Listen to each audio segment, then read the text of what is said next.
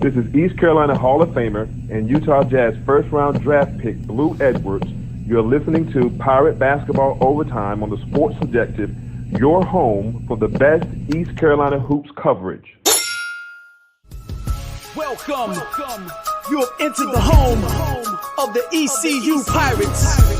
Pirate Nation, stand up and put your hooks in the sky.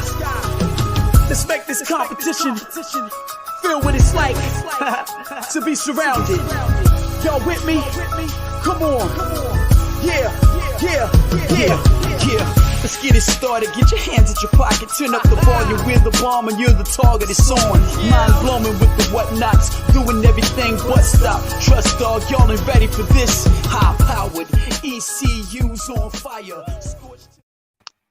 Welcome into the Pirate Basketball Overtime here on the Sports Objective. You know, Bubba and I have been talking about Midnight Madness, so we're giving you Midnight Madness right now a little bit early, and we'll be talking about that towards the end of the show. But Pirates, unfortunately, go to Wichita, come up a little bit short, 70-62, the end of the final the game of the regular season.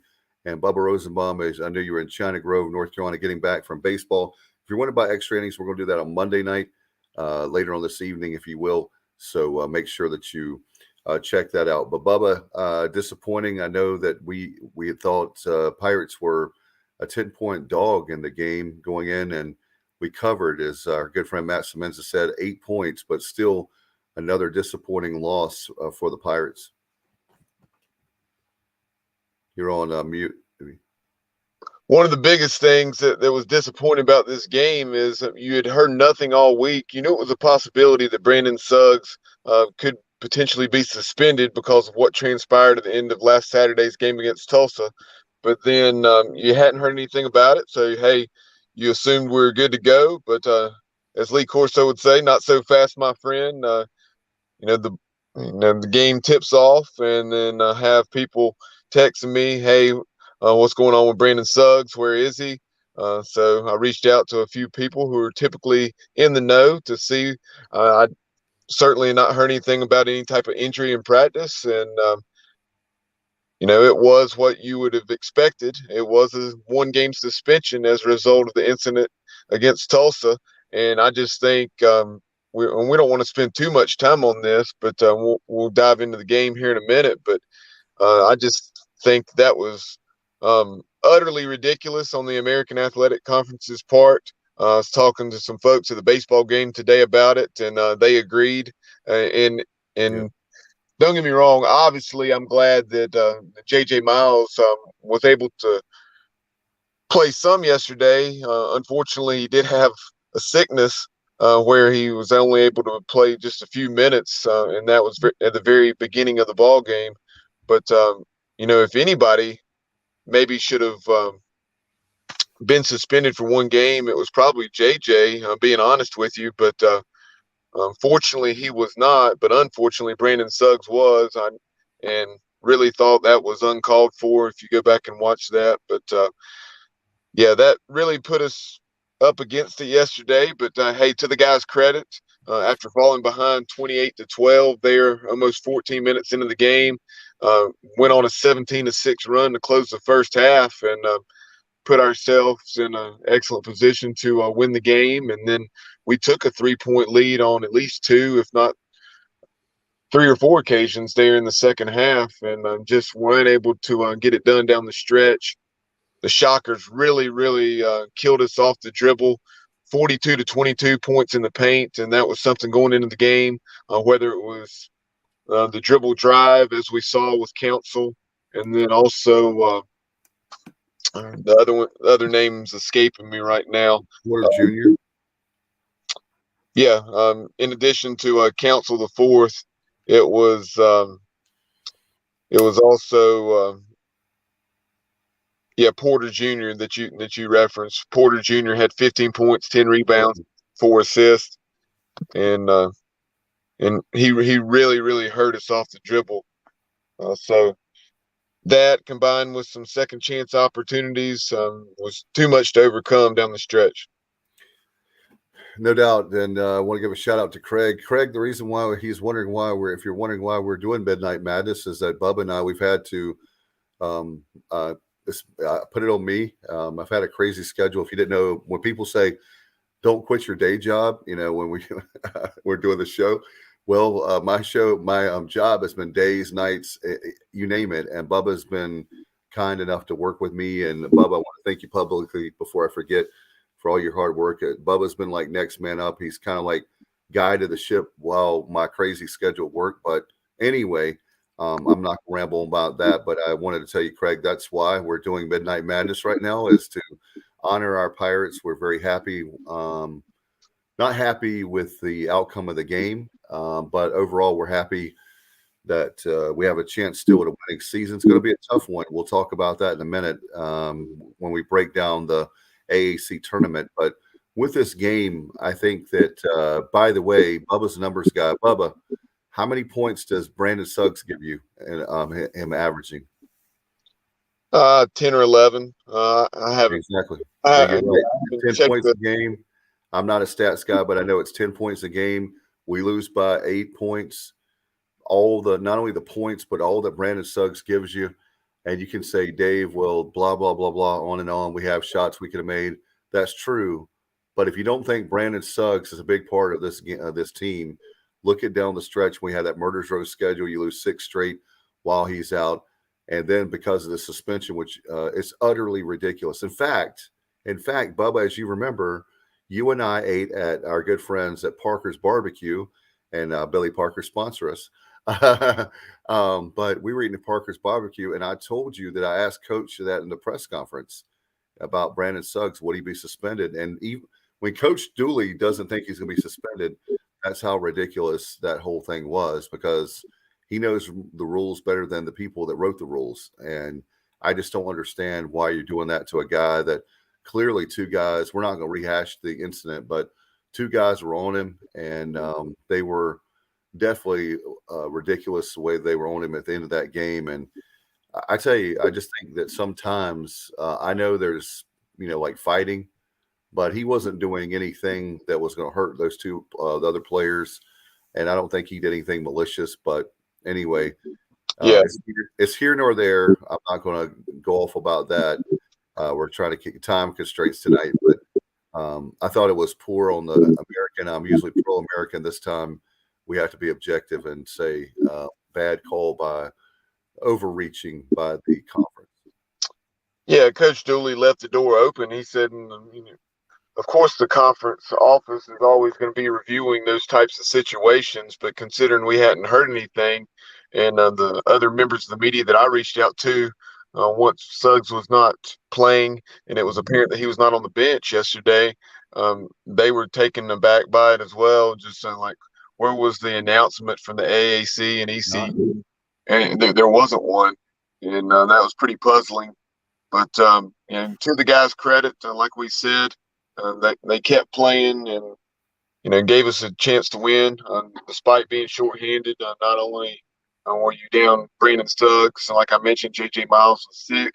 And Coach Dooley said that J.J. was sick on Friday evening and then also some yesterday morning. But then I guess it improved a little bit, so he thought he could go, and turned out to not be the case. Then he also had Alexis Reyes, and yes, he doesn't provide much in the way of scoring. He may knock down a 3 or 2, but he's provided some nice minutes, and you didn't have that option. So yes, even though he doesn't provide a ton of production in the way of points, not having those guys to sub in and spell guys for 4 or 5 minutes, it really makes a difference. But you did have Javon Small. He stepped up, knocked down a 3 or 2, and you saw some nice things. As always, out of Tristan Newton. Tristan Newton had a double-double. I think pull up the numbers in a minute, but I think he had 15, 10, and 6 assists. So Tristan Newton did what Tristan Newton does, and that's stuff a stat sheet. Yeah, and I was saying, I don't know if you heard me say, Bubba, there was a little bit of a lag, but I really love the play of I know he had, I think, 9 points. R.J. Felton, I believe he had close to a double-double, 9 points. But R.J. Felton is another one that I love. I tell you, Dooley's done a nice job. And again, we're keeping our show short tonight, early this morning, but he's done a nice job, Bubba, of that now being a coach of the time period we're in, the era we're in now, where he's had you had the freshmen coming in the traditional way of recruiting. You have to recruit your players all the time you have on the roster. Plus, you have the transfer portal and like with the grads, like with Vance Jackson. So I think he's done a nice job with that with the guys coming in. Nice job, and hopefully we'll be talking about Dooley coming back. That's a whole other show, as they say. So hopefully we can do that for sure. I know with everything going on, we'll deal with that after the season and see how that plays out. And I'll just tell you guys, if there's ever been a time that that I'm on the fence about something, I could argue both ways. Is now. I'm hearing it could go either way, and that's my gut feeling on whether Dooley's back. It's going to be tough because Pirates will be taking Thursday afternoon on with Cincinnati. We can beat Cincinnati. It's not a uphill battle. It's not. If you beat Cincinnati, you get the luxury, most likely Houston. You will get Houston. That's right, because it's a bye. We'll talk about that in a minute, but just keep in mind with that that Pirates will be playing Thursday at high noon on ESPNU, and our good friends with Jeff Charles and Michael Perry on the Pirate Sports Network on Learfield. They're going to be at 11:30 there out of Fort Worth. So looking forward to that. It's going to be a lot of fun, Bubba. But as far as the game goes, I was really impressed with our team. I tell you, this team has not, and I repeat, not given up on Joe Dooley. They could have easily, down the stretch, they could have packed it in. And here we go again. You and I talked about this a few years ago when Dooley took over. We first started doing overtime. It used to be we had the TV on and we were doing other things. We had the radio on doing other things. But now we're upset because of the fact that they're tight games. And here's another example where, man, 8 points, 70-62, it really hurts because we could have been the 7th seed. And like Bubba was talking about, we could have avoided that second round matchup with Houston. But that's not the case. We'll be hopefully we've got to first, again, get by Cincinnati. That's going to be, we told you, high noon. The second game is going to be Tulsa. They're the 10 seed taking on Wichita State at 2 o'clock on ESPNU, followed by South Florida and UCF. And that's the nightcap. And that'll be the 11 seed versus the 6 seed. And that'll be on ESPNU that'll be on Thursday night at 6. So that's going to be a lot of fun. Bubba, I know that, let's see, we got Craig here saying, I say it often, we have a team. Yes, Suggs is a big part of the team, but not many teams lose a key player and have the ability to stay in games like ECU. We never seem to be out. Craig, you're absolutely right. I guess you're adding that what I was just saying. It's great to see team basketball, great to have a real coach, and I'm praying that the administration will listen to us. In fact, the media that I've talked to, they're pro Dooley. People that normally are disagreeing with me on stuff, that they're pro Dooley. I've seen some comments, unfortunately, I think on message boards that I don't think people that follow the basketball program very well. Not that I'm arrogant, but I think the people that watch our show and they listen to our show, our podcast, they're hardcore people. And I'm not finding people that want Dooley gone. So maybe I'm in the minority here, but I think Dooley is going to, he might say that the heck with it and we're going to go somewhere else. In fact, the Florida Gulf Coast job, I hadn't even had a chance to tell Bubba, came up and he probably saw that. Yeah, I'd seen that opened up here in the last day or two. Yeah, I saw it in the game yesterday. But Bubba, you want to move on to the AC with the tournament and break that down a little bit, or you want to talk a little more about the game? I really think that, a couple more things as far as yesterday's game out at Wichita State. Coach Dooley, listened to his post game remarks on the radio broadcast, and Coach was really applauding the defensive effort. I referenced the 17-6 run the Pirates closed the first half on, that closed that deficit from 16 down to 5, and really I think that was even with a bucket for the Shockers there right before the half, because we had gotten it down to 2 or 3. So that defensive intensity was about as good as it'd probably been all year. So hopefully that will continue, and it'll certainly need to continue if the Pirates are going to pull a mild upset over Cincinnati, a team that the Pirates were very competitive with, not only up in Cincinnati, but even more so in Greenville. And despite being without Brandon Suggs, Pirates lost on a putback at the buzzer that day. Not at the buzzer, but with about 5. Yeah, he was right there at the end of the game. And we've had, 3 buzzer beaters on the year? Of course, we've had our own to win our way. I guess I faded out for a minute You there. did.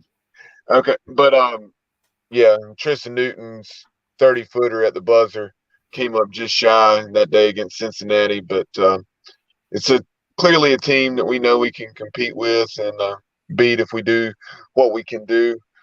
So hopefully we'll do just that on Thursday afternoon down in Fort Worth at Dickies Arena, and then hey, you get to 16 and 14, and in the quarterfinals against Houston.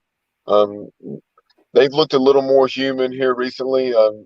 Yeah, it would be a tall task, but you never know. This time of year with March Madness, and we'll be playing with house money. All the pressure is on them. Yep. I mean, sure they know they're in the tournament, but they want to win the conference tournament championship and do everything they can do to procure a better seeding in the tournament with the way they've struggled here of late. And we'll talk about those struggles here in a minute. As far as their loss at Memphis today, a game they were defeated pretty soundly by the Tigers, and how hot Memphis and Penny Hardaway's ball club have been here in the last, I guess, 3 weeks or so. They've won 10 out of their last 11. I guess really more like the last month. Yeah, I mean, it's so ridiculous the way fans are today, and I guess we're all guilty. But the very fact of, they want to fire a coach after a loss, and Memphis has a tremendous basketball tradition, unlike we don't have that. But to go after Penny Hardaway was ridiculous. And that fan base needed to take a chill pill. They were in a panic room. They were one that was in the panic room. And like you said, Bubba, 10 out of 11, they swept Houston. I mean, they swept Houston, And so the very fact of that they're a team that I was saying even before they made the run that we saw the athletes, Bubba, we've talked about that, the athletes they have on Memphis, and lo and behold, they can make a nice little run. And definitely, wouldn't you say, Bubba, I think they should be a tournament team. I don't know how you guys feel, but anyway. Yeah. Yeah, like Penny said, stop disrespecting me, bro. Like, don't do that. Yeah, that was an excellent line there by Penny. Following, I believe it was maybe a loss to SMU, because it was right after we beat them, right? They had lost to the Pirates in Minges, and then I believe it was a loss to SMU, and that's when he cut loose a little bit on the media there in Memphis. Yeah, they had a whole bunch of injuries. If you remember that, Bubba, I mean, they were not getting blown out, and they had a whole bunch of injuries. But that reminds me of the very fact of, you look at this program with Dooley. We beat the likes of Cincinnati, we beat SMU. I'm not talking about this year, but we beat Houston last year. You think about it, haven't we beat every single team? Not obviously this season, but as far as the blue bloods of this league, we've beat every single. I can't think of anybody we haven't beat, have we? I think we've since Dooley's been back. I'm saying we've had the likes of beating Cincinnati. We beat Memphis. We beat Houston. We obviously do very well usually against Tulane. We beat Tulsa. I mean, it's USF. Central Florida, UCF's had our number. Joe, since he returned, we have not beaten UCF. There you go. Obviously, this year we lost a 20-point lead when Suggs went down, and then we lost at the buzzer down there in Orlando. So it's not like they've just dominated us, but in terms of the margin of those losses. But yes, they have dominated us. They've beat us 14 straight times. Well, I didn't realize that. Okay, so They're the only ones I can think of offhand. But anyway, my point being is that we're playing a lot better in the league and in a big boy league, and you have to have a big boy coach to do that. And just proud of Dooley. And I was so hurt yesterday, Bubba. I really, I tell you, it's almost like that Joe Dooley is our brother. As corny as that may sound, but we love the program, and there may be some people that don't care about college basketball and don't care about the Pirates with basketball, but we certainly do. And I'm really proud of our coverage we give the basketball program. I know, Bubba, you said there's a lot of people inside the basketball program that doesn't go unnoticed how much we have done for the basketball program, meaning coverage, obviously, but we have stuff that we're going to be working on this year, and we were hoping that we have Dooley back as coach. Yeah, that will all unfold here in the next week or two. Be interesting to see where it goes, because you really have not heard anything out of the administration, and so all you can do is just support the program, wait and see where it goes. But would not surprise me either way, to be honest with you. And when you look at it, one of the things that's concerning to me, and I give Stephen Igo credit here because he, had some conversations with John Gilbert as far as the contract situation being year 4 out of 5, and it was kind of concerning to me. And John Gilbert may not truly believe this, but if he does, this would be concerning to me, that you can go into year 5 of a contract and not be in a lame duck situation, because all the coaches that I've talked to, and everything you always hear, and like I just mentioned, we've talked to folks who are around the game now and involved in the game now, whether it's as a analyst or as a coach, and they just said that, that would be an absolutely it's a disaster, a disastrous situation to go into year 5 of a 5-year deal. So I really don't. I think if it gets down to that, leave. That it would be us, looking or needing to hire another coach, because I don't think Joe Dooley, and you couldn't blame him not a single bit to go into that kind of situation. That would not be fair to him and the program. I was thinking not to spend too much time looking at, we have a few more minutes left of the show, but the very fact of this is my thinking, because we let me say again, reiterate a lot. We like John Gilbert. We like Ryan Robinson a lot, but we're disappointed with the relationship that they have with Coach Dooley. I'm just going to be straight with them. I love them with all my heart. We don't need nice guys. We need guys that get stuff done. And for me, give Dooley the contract, give him at least a 3-year contract extension. I think that if you look at everything that he's done for the program, let's support the program. Let's make a commitment to the program. Let's give stability. You look at a guy like last night with Mike Krzyzewski with Duke, Tom Butters. I was living in Durham at the time, and the Iron Dukes, the people that are like the Pirate Club for Duke, they hated K during that time. And I'm a 10-year-old boy, and he was on the verge of getting fired. And the athletic director stood up to imagine that, stood up to the educational foundation there, the Iron Dukes, and kept Coach K. Coach K has had 42 years. It was getting ready to be just 3, and they were going to move on. If he had listened to, in other words, if there had been no leadership and he just went by the boosters, you wouldn't have one of the greatest basketball coaches of all time. I'm not saying that East Carolina and Duke are the same. It's apples and oranges if you look at the thing. But when you look at stability of the program, you can't argue about that. And you look at it, if you make a commitment to the program, like with Joe Dooley, then guess what? You might have a guy that can stay here, Bubba, 10, 15 years. That's exactly what this program needs right now.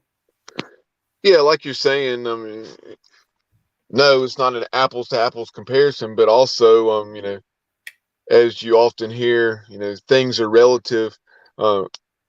Although it is, or there are a lot of differences there. That situation, we've also brought up the Wes Miller situation. Yeah. Wes Miller really struggled there UNCG. In terms of wins and losses, his first few seasons, or really several Like three, seasons right? at It was like 3 seasons. UNCG, but UNCG stuck with him, and it more than paid off. I mean, they were winning 25 to 30 games and doing unprecedented things there within the Southern Conference and making NCAA tournaments. No question about it. I'm just saying that, we can't, let's just say this, you hear about the $250,000. We can't afford to keep every 4 years recycling. Let's rinse, repeat. Let's keep doing that over and over again. It's the definition of insanity. And, Craig says, look at baseball. Stability of a coach is huge in each sport. You're exactly right, Craig. If we got rid of Cliff Godwin, not that we would, and I know baseball has been in a better position. We have the fan base. There's culture there. My God, you can go across town and get talent. But as far as there's no doubt that, for example, Cliff Godwin's a perfect fit. We don't have to go into that. We'll have extra innings again on Monday night. But just the fact that Joe Dooley's, I believe, the right fit. He didn't go to East Carolina, but he wants to be here. And Bubba, how about that? We have a coach that's improving the program, building the culture. He wants to be in Greenville. His family wants to be in Greenville. His mom and dad live here in Greenville. You have his wife, Tanya, his son, Max, but they want to be here, and he's improving. So you give Coach more time. Give him an extension. Don't insult Coach. Look, Bubba, you and I get along very well, but hypothetically speaking, just because you don't get along with someone, if they're doing a good job, you don't have to go and drink a beer with them. If you don't agree with Dooley as far as his personality, don't judge the man on that. Look at that. And I will tell you something, send a message to everybody in the Ward Sports Medicine building. You get rid of Dooley, we're going to lose every single player. Most of the team will be gone. It's going to be a meltdown, a basketball meltdown. And then we're going to lose. You're going to hire somebody from Tennessee, an assistant coach, and you're going to lose by 20 or 30 points. Don't do that. Don't do that. Put your ego in check. Put your ego in check. Relax. Take a deep breath and realize, do what's best for East Carolina, not do what's best for John Gilbert. Don't do what's best for Ryan Robinson. We're paying you $500,000 a year, $100,000 for Robinson. Please, we're giving you a check. Please do the right thing and keep Dooley. And I'm saying that publicly because, I don't know what else to do but to do that. And I hope that if you're a booster listening right now, let them know that you want Dooley, because I don't think they realize how many people that love Joe and realize how the program is in a better situation. It's not where we want it to be, but Bubba, when you're looking at it, I know we got a couple minutes left. When you're looking at it, poor Lebo, man, he was not feeling well. I know with this hip, and he had some health issues those last 2 seasons, just not. And I think he would be fair and understand. I know the family of Lebo. I have nothing personal against Lebo, but I think if you look professionally, he was just at a place where he needed to take some time off from coaching, get his health back. Of course, now he's assistant coach under Hubert Davis there at UNC. So he's doing a lot better. You can look at him and tell that he's rejuvenated. He's alive. And sometimes it takes this coaching business and media business we're in takes a toll on you. And I know it did for him there towards the end of his tenure at East Carolina. Yeah, and there's no doubt about it. And, you had to respect, a lot of people were, kind of coming at Coach Lebo, and maybe perhaps some of that was deserved. I don't, not privy to the whole story there, but, you had to respect Coach Lebo for, not just continuing on for the sake of continuing on. Was a kind of more of a mutual deal, or, Coach Lebo stepped away, and, we did not have to pay him what we could have, is my point. And that he did not, kind of hold the university hostage yet. I mean, and maybe that's the wrong way to phrase it, but you get what I'm saying, that it wasn't a situation like where, this is the contract, I'm going to get my money. Coach Lebo did not approach it like that, and I really admired him for that. I think he really had not only what was in his best interest, but in East Carolina men's basketball's program's best interest at heart, and I think he did that. But kind of moving on back to the conference tournament and some of the action today. You had a tremendous finish out in Tulsa, and no, this game wasn't extremely impactful as far as how the conference race was unfolding or anything like that. But it was nice to see Tulsa, after losing so many heartbreakers, they had Jariah Horn knocked down about a 50-footer. He was about 5 feet beyond half court, and Tulsa had actually trailed by 5 points in the last 9 or 10 seconds of that game. UCF missed a couple free throws. Tulsa was able to take advantage, and Jariah Horn knocked in that miraculous, half-court shot to defeat UCF in what was undoubtedly a sweet win for the Golden Hurricane on Senior Day there in Tulsa. But in addition to that, I mentioned what transpired at the FedEx Forum in Memphis.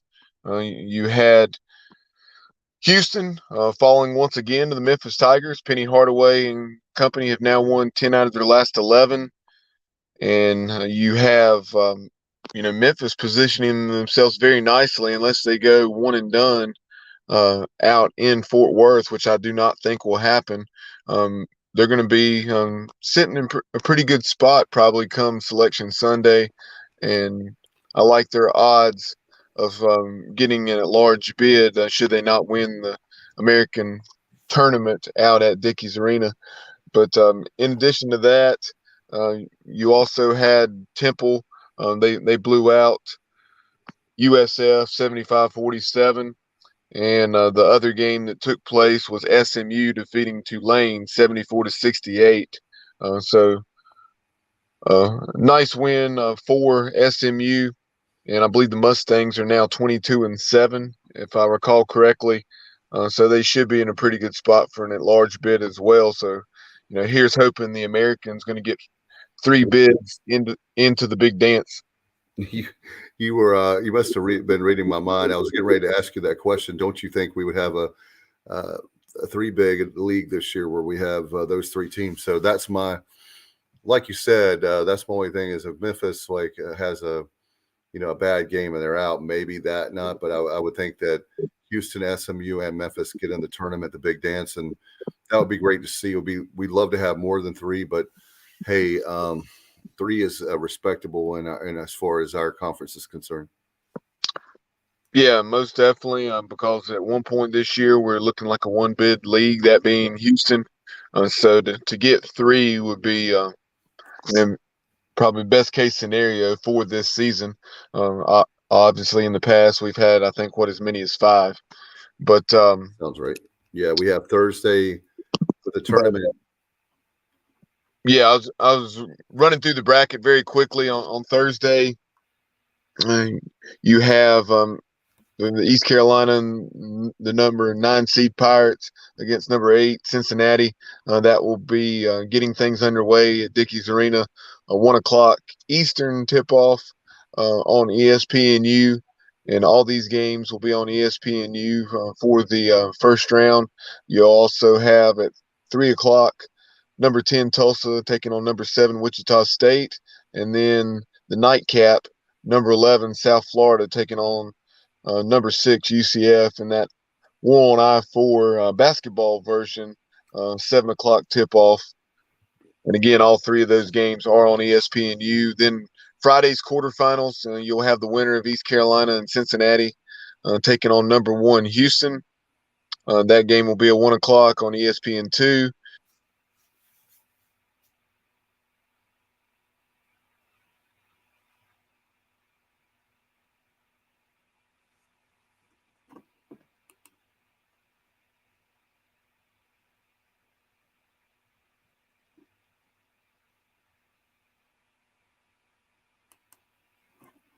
Bubba, if you can hear us, we lost you. That'll be number 5. You have for the quarterfinals on Friday.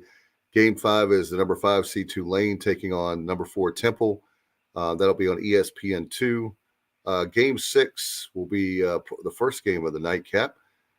That'll be the Tulsa Wichita State winner versus SMU, the 2 seed at 6 o'clock, followed by the nightcap will be actually the USF UCF winner versus number 3 Memphis, and that'll be at 8 o'clock, and that'll be on Friday night. And you're looking ahead to Saturday, of course, the semis, finals, and then the championship will be Sunday, and that'll be at 2:15 with the championship Sunday at 2:15 on ESPN. So thank you for all the great coverage.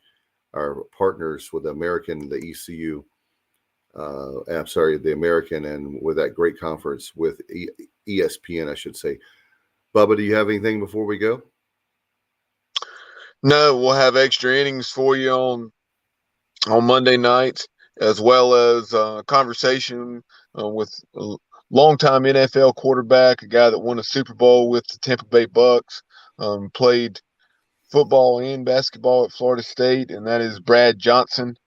Had the opportunity to, back in my playing days, attend Gus Purcell quarterback camp down at Wingate University, right outside of Charlotte, Division II school, and that Gus Purcell quarterback camp included not only Brad Johnson, but also Heath Schuler, who played at Tennessee and with the Washington Redskins, and then also the New Orleans Saints. But we'll catch up with Brad Johnson. I know there's a lot of different ways that conversation could go, and that'll be a very entertaining probably half-hour conversation with Super Bowl champion quarterback. We'll certainly talk about his relationship with John Gruden and find out what it was like to play for Chucky down there in Tampa Bay. No doubt. And also for the fact of you have Brad Johnson also played for the Redskins as well. So we can talk to him about that, and Daniel Snyder. And there's a lot of controversy still going on with that franchise, unfortunately. But we'll see how that it's going to be great. Bubba, you're outdoing yourself as usual with great guests. And by the way, before we go, Bubba, I want to have a chance to thank everyone. Guys, 4 years, over 600 episodes. I can't do it without you, Bubba. I'm just really proud of that. March 1st made that we've been together 4 years, and our hard to believe our 5th season now. So appreciate everybody really working hard, and then behind the scenes, and of course the shows, and thanks to all the fans at Pirate Nation for supporting us. We appreciate you very, very much, and that's what the show is all about. All right, Bubba, appreciate everybody. Thanks to all the Pirate fans. Good luck to the Pirates on Thursday. And of course, we'll do our very, very best. I guess, Bubba, it'll be Thursday night. We'd be able to do overtime. But anyway, we'll look at that, our schedules. Until next time, you've been watching Pirate Basketball Overtime. And that, of course, is right here on the Sports Objective. Good day, my friends. And as always, go Pirates.